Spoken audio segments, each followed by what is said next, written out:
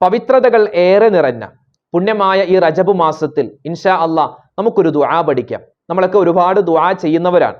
ആ ദുആ ചെയ്യുന്നതോടൊപ്പം തന്നെ നമ്മുടെ പ്രയാസ പ്രതിസന്ധികൾ മാറാൻ മഹാനായ ഖിളിർ നബി അലൈഹിസ്സലാത്തു വസ്സലാം മഹാനായ മറ്റൊരു വ്യക്തിക്ക് പഠിപ്പിച്ചു കൊടുത്ത ഒരു അത്ഭുതപ്പെടുത്തുന്ന അള്ളാഹുവിന്റെ ഇസ്മുകൾ മാത്രം കോർത്തിണക്കിയ ഒരു ദുആ, ഒരു ദിക്ർ ഇൻഷാ അള്ളാഹ് നമുക്കത് പഠിക്കാം. അത് ഇന്നു തൊട്ട് നമുക്ക് പ്രാവർത്തികമാക്കാം. അതെപ്പോഴാണ് ഓതേണ്ടത്, അതെങ്ങനെയാണ് പാരായണം ചെയ്യേണ്ടത്, അതിന്റെ അർത്ഥം എന്താണ്, അതോടൊപ്പം തന്നെ മഹാനായ ഖിളിർ നബി അലൈഹിസ്സലാത്തു വസ്സലാം ആരാണ്, ഈ ഖിളിർ നബിയുടെ വാപ്പയാരാണ്, ഉമ്മയാരാണ്, മഹാനവറുകൾ ഇത്രമാത്രം ആയുസ് കിട്ടാൻ, വലിയ ദീർഘായുസ് കിട്ടാനുള്ള കാരണം എന്താണ്, ഇന്ന് ലോകത്ത് ജീവിച്ചിരിക്കുന്ന പ്രവാചകന്മാർ ആരെങ്കിലും വേറെ ഉണ്ടോ എന്നൊക്കെയുള്ള വിശദമായ ഒരു ചർച്ച ഇന്നത്തെ ക്ലാസ്സിൽ നമുക്ക് പഠിക്കാം. ഈ ക്ലാസ് നിങ്ങൾ കേൾക്കുക, മറ്റുള്ളവർക്ക് കൂടി എത്തിച്ചു കൊടുക്കുക. അള്ളാഹു നമ്മളെ എല്ലാവരെയും ഖൈറിന്റെ അഹ്ലുകാരിൽ ഉൾപ്പെടുത്തട്ടെ.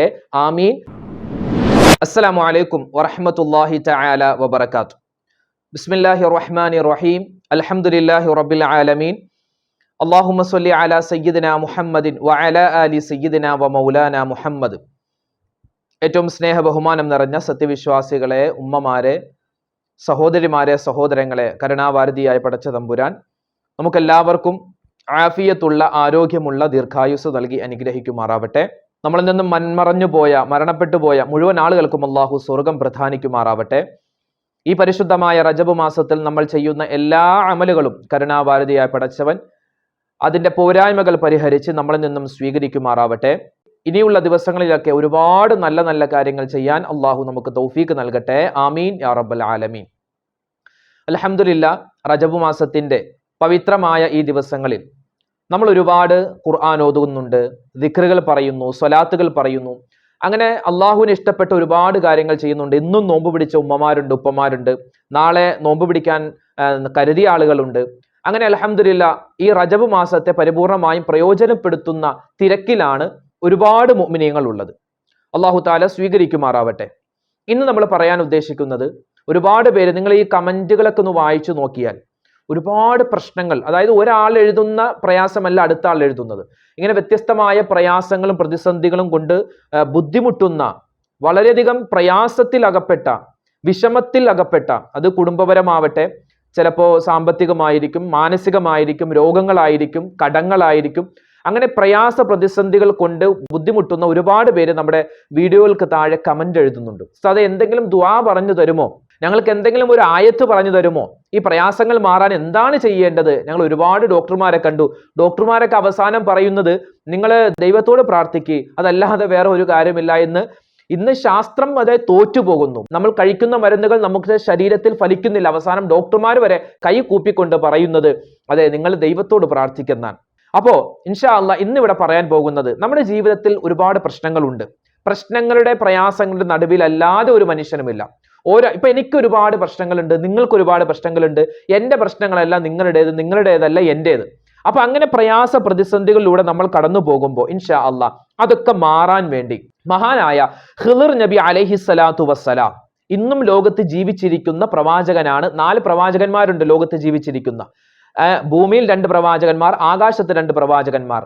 ഈ ജീവിച്ചിരിക്കുന്ന പ്രവാചകന്മാരിൽ പ്രധാനിയാകുന്ന മഹാനായ ഖിളിർ നബി അലൈഹിസ്സലാത്തു വസ്സലാം നമുക്ക് ചൊല്ലാൻ പഠിപ്പിച്ചു നൽകിയ പ്രയാസ പ്രതിസന്ധികൾ, ജീവിതത്തിന്റെ പ്രതിസന്ധികൾ, അതുപോലെ ജോലി ശരിയാകാത്ത പ്രശ്നങ്ങൾ, ശാരീരികമായ അസ്വസ്ഥതകൾ, ആവശ്യങ്ങൾ പൂർത്തിയാവാൻ, അങ്ങനെ എന്തെല്ലാം പ്രയാസ പ്രതിസന്ധികളുണ്ടോ അതിൽ നിന്നെല്ലാം കരകയറാനുള്ള വലിയൊരു ദുആ, അത് ദുആയാണ്, അതൊരു ദിക്റാണ്. ഇൻഷാ അള്ളാഹ് നമുക്കത് പഠിക്കാം. 4 പ്രവാചകന്മാരാണ് ലോകത്ത് ഇന്ന് ജീവിച്ചിരിക്കുന്നത്. 2 പ്രവാചകന്മാർ ഭൂമിയിൽ ആരൊക്കെയാ? ഒന്ന് മഹാനായ ഖിളിർ നബി അലൈഹിസ്സലാം, 2 മഹാനായ ഇല്യാസ് നബി അലൈഹിസ്സലാം. ആകാശത്ത് ജീവിച്ചിരിക്കുന്ന 2 പ്രവാചകന്മാരുണ്ട്. ഒന്ന് മഹാനായ ഈസാ നബി അലൈഹിസ്സലാം, മറ്റത് മഹാനായ ഇദ്രീസ് നബി അലൈഹിസ്സലാം. പ്രവാചകന്മാരിൽ ഭൂരിഭാഗം ആളുകൾ മരണപ്പെട്ടു പോയിട്ടും ഇവർ മാത്രം എന്താണ് ജീവിച്ചിരിക്കാനുള്ള കാരണം, ഇവരുടെ ദീർഘായുസിന്റെ കാരണം എന്താണെന്നൊക്കെ ഇൻഷാ അള്ളാഹ് മറ്റൊരു വീഡിയോ നമുക്ക് വിശദമായിട്ട് പറയാം. നമ്മളിപ്പോ പറയാൻ പോകുന്നത് മഹാനായ ഇന്ന് ജീവിച്ചിരിക്കുന്ന ഖിളിർ നബി അലൈഹിസ്സലാത്തു വസ്സലാം നമുക്ക് പഠിപ്പിച്ചു നൽകിയ ഒരു ദിക്റാണ് ഇൻഷാ അള്ളാഹ് നമ്മൾ പറയാൻ പോകുന്നത്. അതിനു മുമ്പ് ഒരുപാട് പേര് ചോദിച്ചു, ഉസ്താദെ ഈ ഖിളിർ നബി ആരാണ്, ഖിളിർ നബിയെ നമുക്ക് കാണാൻ പറ്റുമോ എന്നൊക്കെ ഇങ്ങനെ ഒരുപാട് പേര് ചോദിച്ചു. ഇപ്പോൾ ഈ അടുത്ത് ഒരു ഉസ്താദ് ഖിളിർ നബിയെ കണ്ടു എന്ന് പറഞ്ഞു. അതുപോലെ പല ആളുകളും ഞാൻ ഖിളിർ നബിയെ കണ്ടു, എന്നോട് ഖിളിർ നബി സംസാരിച്ചു എന്നൊക്കെ പറയുന്നുണ്ട്. അത് ഉള്ളതാണോ ഉസ്താദെ, അതോ വെറുതെ പറയുന്നതാണോ? മഹാനായ ഖിളിർ നബി അലൈഹിസ്സലാം ഇന്നും ലോകത്ത് ജീവിച്ചിരിക്കുന്ന പ്രവാചകനാണ്. ആ പ്രവാചകൻ മഹാനവറുകൾക്ക് ഇഷ്ടമുള്ള ആളുകളെ, അതായത് മഹാനവറുകൾക്ക് സംസാരിക്കാൻ തോന്നുന്ന ആളുകളോട് മഹാനവറുകൾ സംസാരിക്കും. ഒരുപക്ഷെ നമ്മളോടൊക്കെ സംസാരിച്ചിട്ടുണ്ടാവാം, അല്ലാഹു ആലം. മഹാനായ ഖിളിർ നബി അലൈഹിസ്സലാം എല്ലാ വർഷവും ഹജ്ജ് ചെയ്യാൻ വരുമെന്നാണ്. എല്ലാ വർഷവും ഹജ്ജിന് മൂപ്പർ അവിടെ ഉണ്ടാകും. ഒരു പക്ഷെ നമ്മളോട് സലാം പറഞ്ഞിട്ടുണ്ടാവാം, നമുക്കറിയില്ലല്ലോ. മഹാനായ ഖിളിർ നബി അലൈഹി സ്വലാത്തു വസ്സലാമിന് ഒരുപാട് പ്രത്യേകതകളുണ്ട്. നല്ല ഗാംഭീര്യമുള്ള മനുഷ്യനാണ്, ഒത്ത പൊക്കം ഒത്ത വണ്ണമുള്ള മനുഷ്യനാണ്. അതുപോലെ തന്നെ മഹാനായ ഖിളിർ നബി അലൈഹി സ്വലാത്തു വസ്സലാമിന്റെ ശാരീരിക പ്രകൃതി പറയുമ്പോൾ അതിനകത്ത് കാണാം, മഹാനായ ഖിളിർ നബിയുടെ കാൽപാദം അത് മുഴുവനായിട്ടും ഭൂമിയിൽ പതിഞ്ഞു നിൽക്കും. കാൽപാദം മുഴുവനും ഭൂമിയിൽ പതിഞ്ഞു നിൽക്കുമെന്നാണ്. നമ്മളിന്ന് മണ്ണിൽ ചവിട്ടിയാൽ നമ്മുടെ ഒരു ഭാഗം ഉണ്ടാവില്ല, മറ്റ് വിരലുകളുടെ ഭാഗവും പിന്നെ കാലിന്റെ ഈ കുതിയുടെ ഭാഗമൊക്കെ, ആ കാലിന്റെ പുറകു ഭാഗമൊക്കെ ആയിരിക്കും ഭൂമിയിൽ പതിയുക, ഒരു ഭാഗം പതിയാറില്ല. പക്ഷേ ഖിളിർ നബിയുടെ കാലിന്റെ അടിഭാഗം മുഴുവനും മണ്ണിൽ പതിയുമെന്നൊക്കെ നമുക്ക് ചില കിതാബുകളിൽ കാണാം, അല്ലാഹു ആലം. അപ്പോ ലോകം മടക്കി ഭരിച്ച രാജാക്കന്മാർ 4 പേരാണ്. അതിൽപ്പെട്ട ഒരാളാണ് ദുൽഖർനൈൻ രാജാവ്. ദുൽഖർനൈൻ വലിയ സ്വാത്വികനായ മനുഷ്യനാണ്. ഇൻഷാ അല്ലാഹ് നമ്മൾ ഖിളിർ നബി അലൈഹി സ്വലാത്തു വസ്സലാമിനെ പറ്റി പറയുകയാണ്. ആഴ്ചയിൽ ഒരു ദിവസം മഹാനായ ഖിളിർ നബി അലൈഹി സ്വലാത്തു വസ്സലാമിനെ പറ്റി പറയൽ പ്രത്യേകം സുന്നത്താ. അതെപ്പോഴാ ഉസ്താദെ? അത് വെള്ളിയാഴ്ച രാവിലോ അല്ലെങ്കിൽ വെള്ളിയാഴ്ച ദിവസത്തിലോ നമ്മൾ സൂറത്തുൽ കഹ്ഫ് ഓതാറുണ്ട്. ഈ സൂറത്തുൽ കഹ്ഫിൽ മഹാനായ ഖിളിർ നബി അലൈഹി സ്വലാത്തു വസ്സലാമിനെ പറ്റിയുള്ള ചരിത്രം പറയുന്നുണ്ട്. അപ്പോൾ ഖിളിർ നബിയുടെ ചരിത്രം പറയൽ സുന്നത്താണ്. അതെങ്ങനെ? ഖുർആനിലെ സൂറത്തുൽ കഹ്ഫിലുണ്ട്. അപ്പോൾ അത് ഓതൽ എന്താണ്? സുന്നത്താണ്. പിന്നെ ഈ ഖിളിർ നബി അലൈഹി സ്വലാത്തു വസ്സലാമിന്റെ ചരിത്രം പറയുമ്പോൾ നമുക്ക് ഒഴിവാക്കാൻ പറ്റാത്ത ഒരാളാണ് ദുൽഖർനൈൻ രാജാവ്. അതായത് വലിയ ചരിത്രമാണ്, ചെറുതാക്കി എന്ന് പറയാം. ലോകം അടക്കി ഭരിച്ച രാജാക്കന്മാരിൽ പ്രധാനിയാണ് മഹാനായ ദുൽഖർനൈൻ രാജാവ്. 2 മുസ്ലിമീങ്ങളും 2 അമുസ്ലിമീങ്ങളുമാണ് ലോകം മുഴുവനും ഭരിച്ചത്. മുസ്ലിമീങ്ങളിൽപ്പെട്ട ഒരാളാണ് മഹാനായ സുലൈമാൻ നബിയും, രണ്ടാമത്തേത് മഹാനായ ദുൽഖർനൈൻ രാജാവും. അമുസ്ലിമീങ്ങളിൽപ്പെട്ടതാണ് ഒന്ന് ബുക്തനസർ എന്ന് പറയും, അത് അലക്സാണ്ടറും, രണ്ടാമത്തേത് നമ്രൂദുമാണ് എന്ന് പറയപ്പെടുന്നുണ്ട്. പിന്നെ ഈ ഖിളിർ നബി അലൈഹി സ്വലാത്തു വസ്സലാം ഇങ്ങനെ ദീർഘായുസ് കിട്ടാനുള്ള കാരണം എന്താണെന്ന് മഹത്തുക്കളായ പണ്ഡിതന്മാർ പല കിതാബുകളും വിശദീകരിച്ചിട്ടുണ്ട്. അതിൽപ്പെട്ട ഒരു കാരണം, ഈ ദുൽഖർനൈൻ രാജാവിന്റെ വാപ്പ അദ്ദേഹം ഒരു ദിവസം തന്റെ ഭാര്യയോട് പറഞ്ഞു, ആകാശത്ത് ഒരു പ്രത്യേക സ്ഥലം കാണിച്ചു കൊടുത്തിട്ട് പറഞ്ഞു, ആ ഭാഗത്ത് ഒരു നക്ഷത്രം ഉദിക്കും, ആ നക്ഷത്രം ഉദിച്ചു കഴിഞ്ഞാൽ എന്നോട് നീ അത് പറയണം, ആ നക്ഷത്രത്തെ കണ്ടാൽ എന്നോട് പറയണം. ആ സമയത്ത് ഭാര്യ ഭർത്താക്കന്മാർ ശാരീരികമായി ബന്ധപ്പെട്ടാൽ അതിൽ ജനിക്കുന്ന കുട്ടി ഖിയാമത്ത് നാൾ വരെ ജീവിക്കും, ആയുസ് കിട്ടുന്ന കുട്ടിയായിരിക്കും. എന്നിട്ട് ഈ ദുൽഖർനൈൻ രാജാവിന്റെ വാപ്പ കിടന്നുറങ്ങി. ഇവരുടെ സംസാരം, അതായത് ഈ ദുൽഖർനൈൻ രാജാവിന്റെ വാപ്പയും അതുപോലെ തന്നെ അദ്ദേഹത്തിന്റെ ഉമ്മയും തമ്മിലുള്ള, അതായത് ആ ഭാര്യ ഭർത്താക്കന്മാർ തമ്മിലുള്ള സംസാരം ആര് കേട്ടു? ഈ ദുൽഖർനൈൻ രാജാവിന്റെ വാപ്പയുടെ സഹോദരി കേട്ടു.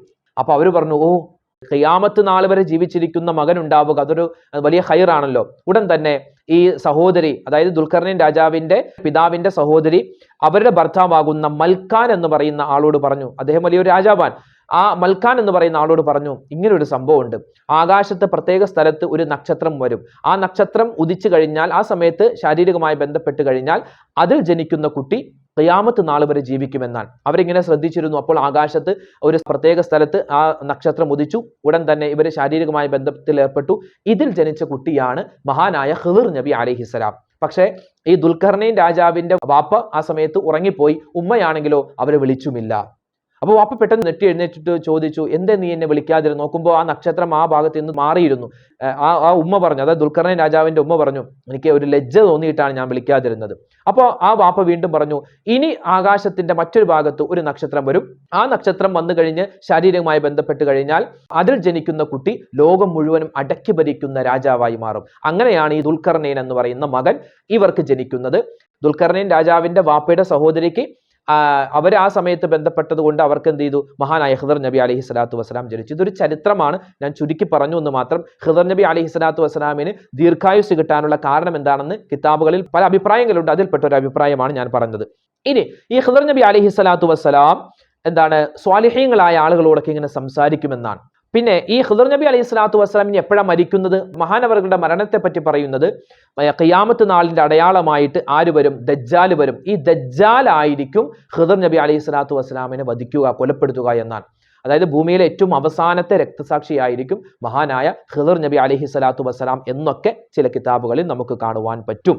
ഖിദർ നബി അലൈഹി സ്വലാത്തു വസ്സലാം മഹാനവറുകൾ സ്വാലിഹീങ്ങളായ ആളുകളുടെ സ്വപ്നങ്ങളിൽ കടന്നു വരും. എന്നിട്ട് അവരുടെ പ്രയാസ പ്രതിസന്ധികൾ എന്താണോ അത് അറിഞ്ഞിട്ട് അതിനുള്ള പരിഹാരം പറഞ്ഞു കൊടുക്കുമെന്നെല്ലാം കിതാബിൽ കാണാം. അങ്ങനെ ഒരു ദിവസം ബാഗ്ദാദ് എന്ന് പറയുന്ന സ്ഥലത്ത് ഒരു സ്വാത്വികനായ മനുഷ്യനുണ്ട്. അദ്ദേഹം കിടന്നുറങ്ങുന്ന സമയത്ത് അദ്ദേഹത്തിന്റെ ജീവിതത്തിൽ ഒരുപാട് പ്രതിസന്ധികൾ ഉണ്ടായിരുന്നു. ഒരുപാട് പ്രശ്നങ്ങൾ, പുറത്തു പറയാൻ പറ്റാത്ത പ്രശ്നങ്ങൾ, അതുപോലെ സാമ്പത്തികമായ ബുദ്ധിമുട്ടുകളൊക്കെ, ഇങ്ങനെ ഒരുപാട് പ്രയാസങ്ങളിലൂടെ അദ്ദേഹം ഇങ്ങനെ ജീവിക്കുകയാണ്. ഒരു ദിവസം അദ്ദേഹം എന്ത് ചെയ്തു? ഒളു എടുത്തിട്ട് മഹാനായ ഖിദർ നബി അലൈഹി സ്വലാത്തു വസ്സലാമിന്റെ പേരിൽ ഫാത്തിഹ ഓതി ദുആ ചെയ്തിട്ട് മഹാനവറുകൾ കിടന്ന സമയത്ത് ഖിദർ നബി അലൈഹി സ്വലാത്തു വസ്സലാം അദ്ദേഹത്തിന്റെ സ്വപ്നത്തിൽ വന്നു. എന്നിട്ട് പറഞ്ഞു, എന്താണ് നിങ്ങൾക്കൊരു പ്രതിസന്ധി, എന്താണ് നിങ്ങൾക്കൊരു പ്രയാസം? ആ സമയത്ത് ഈ സ്വാത്വികനായ മനുഷ്യൻ പറഞ്ഞു, ഖിദർ നബിയെ, എനിക്ക് ഒരുപാട് പ്രയാസങ്ങൾ, പ്രശ്നങ്ങൾ, പറഞ്ഞു തീരാത്ത പ്രതിസന്ധികളുണ്ട്. അപ്പൊ അത് മാറാൻ എന്താണ് ഒരു വഴി? നിങ്ങളൊന്ന് പറഞ്ഞു തരണം. ആ സമയത്ത് മഹാനായ ഖിദർ നബി അലൈഹി സ്വലാത്തു വസ്സലാം ഒരു ദുആ പറഞ്ഞു കൊടുത്തു. ഏതാണ് ആ ദുആ എന്നറിയോ? കേട്ടു നോക്കൂ, നിങ്ങൾക്ക് സ്ക്രീനിൽ കാണാം ആ ദുആ. ഇതാണ് ആ ദുആ.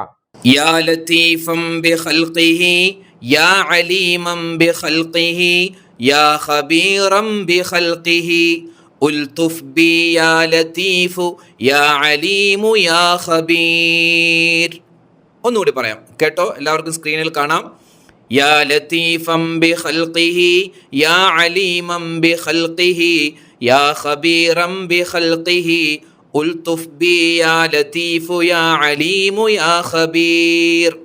സൃഷ്ടികളോട് ദയ കാണിക്കുന്ന അല്ലാഹ്, സൃഷ്ടികളെക്കുറിച്ച് നന്നായി അറിയാവുന്ന അല്ലാഹ്, സൃഷ്ടികളെക്കുറിച്ച് സൂക്ഷ്മ ജ്ഞാനം ഉള്ള അല്ലാഹുവേ, എന്നോട് നീ കാണിക്കണമേ നിന്റെ കരുണയും.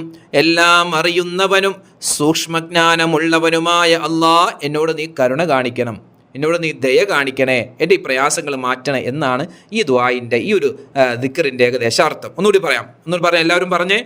യാ ലതീഫൻ ബിഖൽഖിഹി യാ അലീമൻ ബിഖൽഖിഹി യാ ഖബീറൻ ബിഖൽഖിഹി ഉൽതുഫ് ബി യാ ലതീഫു യാ അലീമു യാ ഖബീർ. ഇതാണ് ആ പരിശുദ്ധമായ ദുആ. നിങ്ങൾക്ക് മനസ്സിലായി കാണും, വളരെ എളുപ്പമാണ്. അതായത് അള്ളാഹുവിന്റെ ഇസ്മുകൾ കോർത്തിണക്കപ്പെട്ട ദുആയാണ് ഇത്. നമുക്ക് ഏത് സമയത്തും പറയാം. ഒരു ദിവസം 3 പ്രാവശ്യമെങ്കിലും ചുരുങ്ങിയത് ഇത് പറഞ്ഞിട്ട് നമ്മുടെ ശരീരത്തിൽ, നമ്മുടെ കയ്യിൽ വെള്ളയിലേക്ക് ഇഷ്ഫി എന്ന് പറഞ്ഞ് ഊതിയിട്ട് നമ്മുടെ ശരീരത്തേക്ക് ഒന്ന് തടവിയാൽ അൽഹംദുലില്ലാഹ് വലിയ റാഹത്തായിരിക്കും, ഖൈറായിരിക്കും. കാരണം ഇത് ഒരു പ്രവാചകൻ പഠിപ്പിച്ച ദുആയാണ്, കാലങ്ങളായി മഹത്തുക്കൾ ചെയ്തു വരുന്ന ഒരു ദുആയാണ്, ഒരു പ്രാർത്ഥനയാണ്. അപ്പൊ ഈ കാര്യം മറന്നു പോവണ്ട. ഈ ഒരു ദുആ നമ്മുടെ കുടുംബാദികളിൽ ഒരുപാട് പേര് പ്രശ്നത്തിൽ അകപ്പെട്ടിട്ടുണ്ടാവാം, കള്ളക്കേസുകളിൽ കുടുങ്ങിയവരുണ്ടാവാം. അവർക്കൊക്കെ ഇത് എത്തിച്ചു കൊടുക്കുക. അവരും ഇത് പറയട്ടെ, അവരും ഇത് ജീവിതത്തിൽ അമൽ ചെയ്യട്ടെ, അവരുടെ പ്രശ്നങ്ങളൊക്കെ മാറട്ടെ. അപ്പോൾ മഹാനായ ഖിദർ നബി അലൈഹി സ്വലാത്തു വസ്സലാം നമുക്ക് പഠിപ്പിച്ചു തന്ന ഒരു ദുആയാണ്, ദിക്റാണ് നമ്മൾ പഠിച്ചത്. ഇതിപ്പോൾ ഈ പരിശുദ്ധമായ റജബ് മാസത്തിൽ ഒരുപാട് പ്രതിസന്ധികളിലൂടെ നമ്മൾ കടന്നു പോകുമ്പോൾ ഈ ഒരു ദുആ നമ്മൾ മുറുകെ പിടിക്കാൻ മറന്നു പോകേണ്ട. ഇത് 1-2 പ്രാവശ്യമൊക്കെ നമ്മളിങ്ങനെ പറഞ്ഞു കഴിഞ്ഞാൽ തന്നെ നമുക്കത് മനഃപ്പാടമാകും. അള്ളാഹുവിന്റെ ഇസ്മുകൾ ചേർത്തിട്ടുള്ള, ഇസ്മുൽ അഅ്ലമാണെന്ന് പോലും അഭിപ്രായമുള്ള ചില ഇസ്മുകൾ ഒക്കെ അടങ്ങിയിട്ടുള്ള ഈ ഒരു ദുആ നമ്മൾ മനഃപ്പാടമാക്കുക.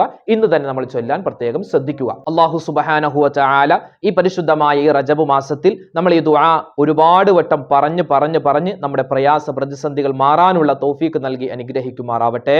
നമ്മൾ റജബ് മാസത്തിലാണ്, അതിൻ്റെതായ പവിത്രത ഉണ്ടാവണം. മനസ്സിലെപ്പോഴും നല്ല നിയ്യത്തുകളായിരിക്കണം. തെറ്റിലേക്ക് പോകാതെ പരമാവധി ശ്രദ്ധിക്കുക.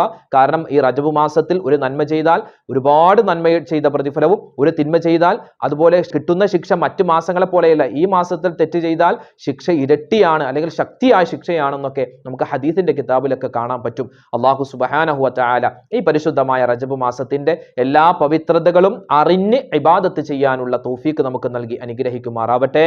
ആമീൻ യാ റബ്ബൽ ആലമീൻ. അൽഹംദുലില്ലാഹ്, നിങ്ങളൊക്കെ ഈ വീഡിയോ കണ്ടതിന് ശേഷം മറ്റുള്ളവർക്ക് കൂടി ഇത് എത്തിച്ചു കൊടുക്കുക, അവരൊക്കെ പഠിക്കട്ടെ. നമുക്ക് എല്ലാവർക്കും അല്ലാഹു സുബ്ഹാനഹു വ തആല ആഫിയത്തുള്ള, ആരോഗ്യമുള്ള ദീർഘായുസ് നൽകട്ടെ. നമ്മുടെ വീഡിയോകൾക്ക് താഴെ ആരെല്ലാം കമന്റുകൾ ദുആ വസിയത്തായിട്ട് പറയുന്നു, എല്ലാവരുടെയും പ്രയാസ പ്രതിസന്ധികൾ പടച്ചവൻ മാറ്റിക്കൊടുക്കുമാറാവട്ടെ.